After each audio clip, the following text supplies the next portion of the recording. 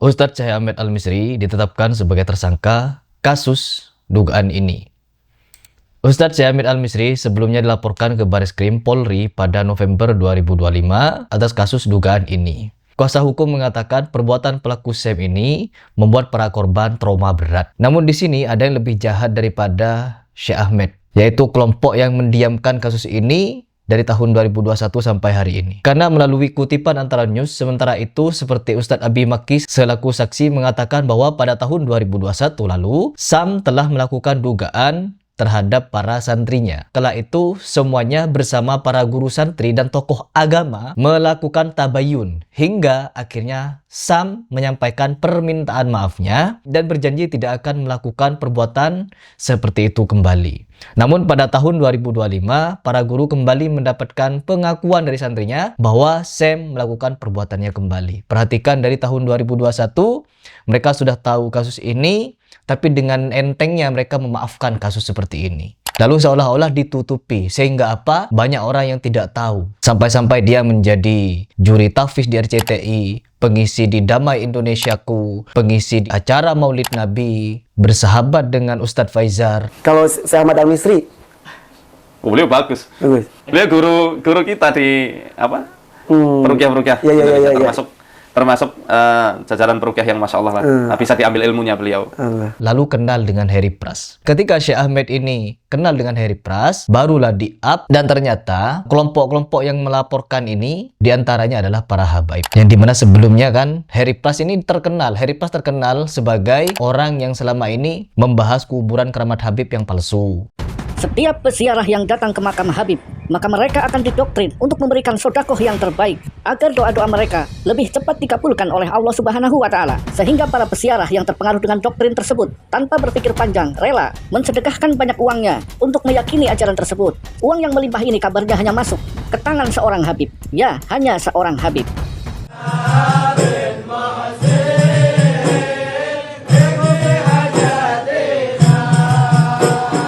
Membahas doktrin khurafat Habib yang palsu. Mulai beliau ada malaikat pencatat amal kejelekan diliburkan oleh Allah Subhanahu wa Ta'ala. Jadi semua amal kebaikan seluruh umat di dunia dicatat baik oleh malaikat. Yang buruk tidak dicatat. Jadi semua pemaksiat di zamannya Abu Bakar bin Salim aman sentosa dari siksa kubur, siksa neraka dan lain sebagainya. Akibat keramat fiktif dari Abu Bakar bin Salim, membahas tentang dawir-dawir Habib yang menyesatkan. Ini serban beliau diawali dengan nilaian 10 juta. Siwak yang beliau pakai diawali dengan nilai 1 juta. Siwak yang beliau pakai diawali dengan 1 juta.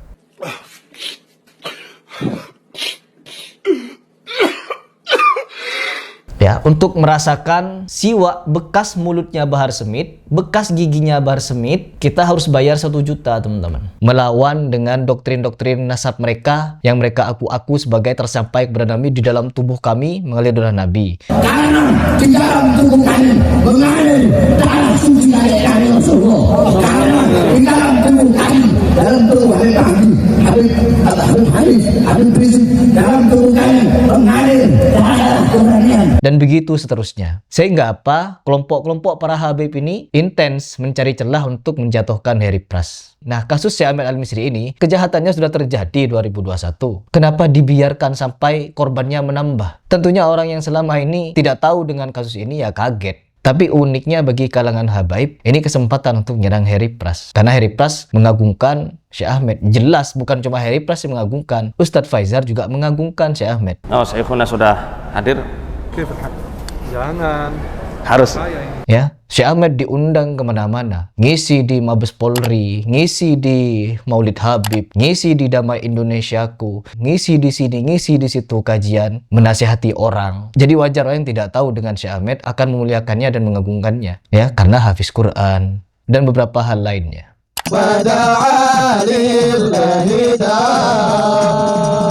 Informasi terbaru terkait Syekh Ahmed Al-Misri, kabarnya dia sudah ditangkap oleh polisi dan akan segera dibawa ke Indonesia. Nah, di samping itu juga ada konferensi pers yang dilakukan oleh sekelompok orang yang dikepalai Habib, lagi-lagi Habib ya.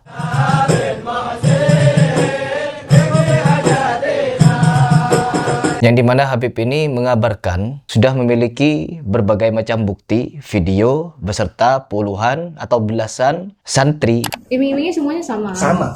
Dan semua korbannya dijanjikan ke Mesir. Dijanjikan ke Mesir, ya. Dan Dijanjikan. semuanya santri. Semuanya santri. Yang dimana kesaksiannya rata-rata adalah santri NU. Kita bisa melihat sendiri teman-teman. Ratusan kasus hal seperti ini banyak terjadi di pondok pesantren yang berafiliasi NU. Meskipun tidak semua NU seperti itu, yang seperti itu banyak terjadi di NU. Ya koreksi kalau saya salah, ada di Ponpes Muhammadiyah, Al-Irsyad Persis ataupun Salafi. Koreksi kalau saya salah. Kenapa pemberitaan yang selama ini kita lihat pelakunya Habib,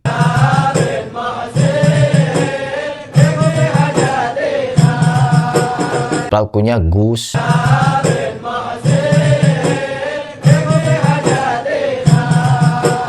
pelakunya Ustadz.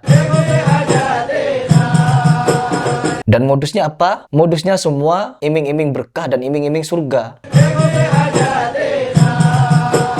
Iming-iming sanad keilmuan. Doktrin-doktrin konyol yang selama ini mereka percayai itu. Dan ini kita bahas satu persatu. Yang dimana kita akan menanggapi konferensi pers dari Sang Habib ini. Tapi tahan dulu. Kenapa yang sangat ngebet untuk memenjarakan Syekh Ahmed Al-Misri sekarang ini adalah Habib? Yang pertama, dugaan saya ya karena Syekh Ahmed mulai menyerang Amalia Habib. Mulai kenal dengan Harry Pras. Tapi sebelum-sebelumnya, tahun 2017 sampai 2021, kasus ini aman. Hanya dengan cara duduk, minta maaf, lalu berjanji untuk tidak melakukan lagi, kasus ini dirahasiakan. Dan Syekh Ahmednya bertahun-tahun bercengkrama dengan Habib. Sampai kenal dengan Harry Pras. Sampai kenal Harry Pras pun tahun 2025, ternyata Syekh Ahmed masih bercengkrama dengan para habaib. Ngisi berbagai macam majelis habaib. Jadi kecewanya Harry Pras, menyesalnya Harry Pras telah percaya kepada Syekh Ahmed bukan hanya karena dia melakukan tindakan seperti ini. Tapi karena dia hanya berkedok saja hijrah. Tapi pada kenyataannya masih seperti itu. Kita masuk kepada pembahasan. Yang pertama, proses pelaporan ini bergerak dari lingkaran Habib,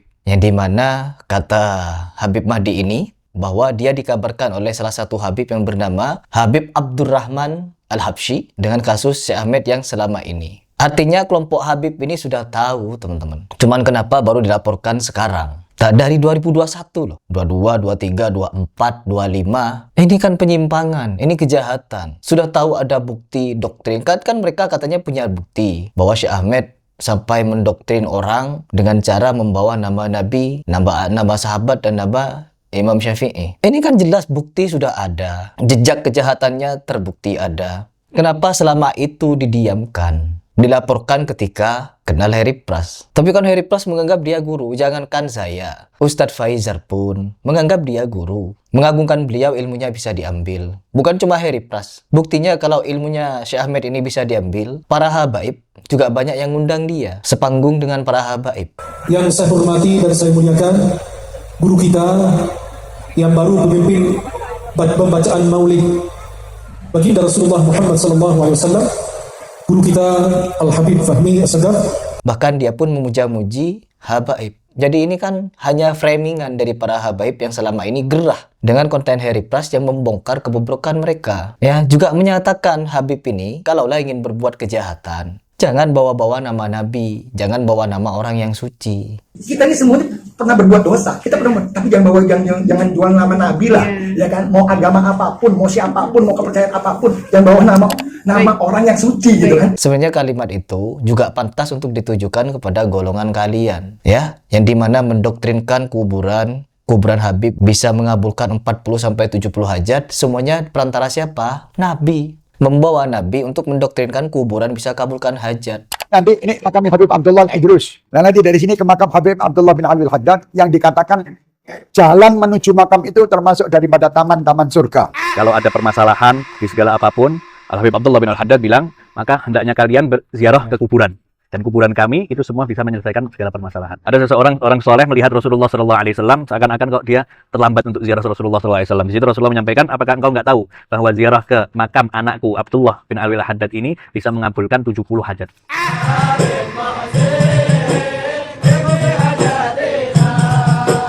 Membawa kiswah Nabi. Untuk apa? Untuk meraup keuntungan, nipu orang. Membawa nasab. Di dalam tubuh kami mengalir darah Nabi. Sedangkan dari segi catatan nasab pun, nasab kalian pun tidak tercatat 500 tahun. Dari segi DNA, DNA-nya jauh dari. Kalian tidak punya bukti kuat kalau sebagai cucu Nabi. Cucu Nabi sangat banyak di Indonesia, jutaan. Kok bisa jutaan begini cucu Nabi ini?